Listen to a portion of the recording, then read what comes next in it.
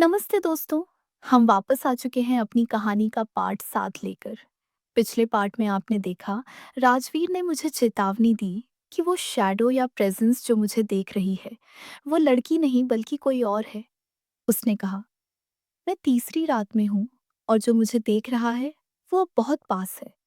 जंगल में धुंध के पीछे मैंने दो चमकती हुई ठंडी आंखें देखी और राजवीर ने नाम पूछने से इनकार कर दिया। वह फुसफुसाहट अभी भी कानों में गूंज रही थी। कोई देख रहा है। तीसरी रात।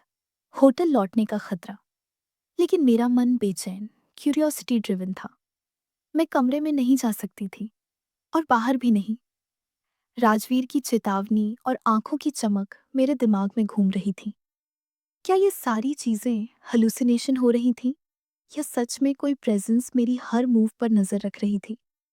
मैंने मोबाइल की टॉर्च ऑन की और धीरे धीरे होटल के पीछे वाले हिस्से की ओर बढ़ी। हवा ठंडी थी, हर सांस में धुंध की गंध, पेड़ों की सरसराहट, किसी जानवर की आवाज, सब कुछ एग्जैजरेटेड लग रहा था। पर मैं रुक नहीं सकती थी। मुझे खुद ही जानना था कि तीसरी रात में क्या हो रहा है। जंगल की छोटी पगडंडी से गुजरते हुए मैंने महसूस किया, मेरे चारों तरफ कुछ इनविजिबल लेयर है, जैसे हवा इटसेल्फ टाइट हो गई हो। हर कदम के साथ कुछ मुझे पुश कर रहा था, पर कुछ भी हाथ नहीं लग रहा था। धुंध बहुत गहरी थी।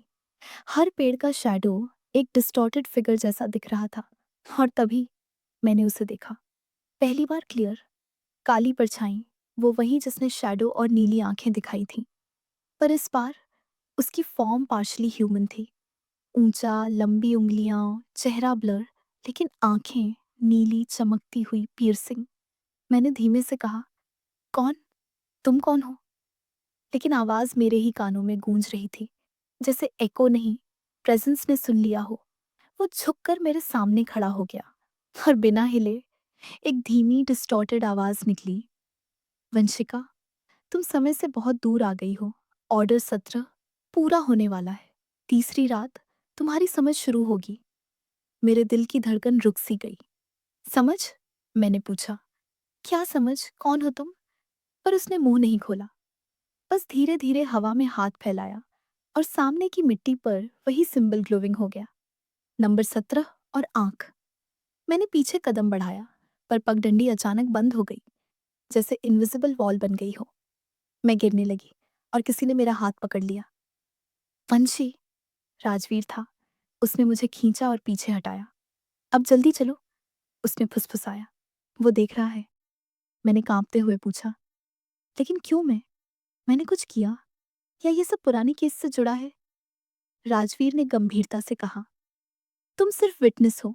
तुम्हें देखना पड़ा क्योंकि तुम वही जगह वापस आई, वही रूम 203, वही बात, वही शैडो। और अब वो तुम्हें सीखना चाहता है, समझना या कंज्यूम करना। मेरे पैरों तले जमीन खिसक गई। कंज्यूम? क्या मतलब था इसका? जंगल के बीचों बीच धुंध में वह प्रेजेंस धीरे धीरे डिसअपीयर होने लगी, लेकिन उसकी आंखें मेरे दिमाग में एम्बेड हो गई थीं। नीली, चमकती हुई, पियर्सिंग, जैसे मेरी आत्मा को स्कैन कर रही हो। राजवीर ने मुझे जंगल से बाहर खींचा। अब सेफ जोन में है, कम से कम अभी के लिए। लेकिन समझ लो वंशी, तीसरी रात खत्म होने से पहले कुछ भी स्टेबल नहीं रहेगा। ऑर्डर 17 सिर्फ शैडो नहीं है, यह टेस्ट है। और टेस्ट फेल हुआ, तुम नहीं बच पाओगी। मैंने कांपते 17 हुए पूछा, टेस्ट? किस लिए? राजवीर कुछ सेकंड चुप रहा, फिर बोला, तुम उसे देख चुकी हो, उसकी नेचर समझनी होगी। और वो शैडो सिर्फ शुरुआत है। तीसरी रात तुम्हें यह दिखाएगी कि वो किस तरह सब कुछ कंट्रोल करता है। और तुम विटनेस हो, ऑब्जर्वर, और कभी कभी उसका प्रे। मैंने महसूस किया कि मेरे हाथ ठंडे हो गए।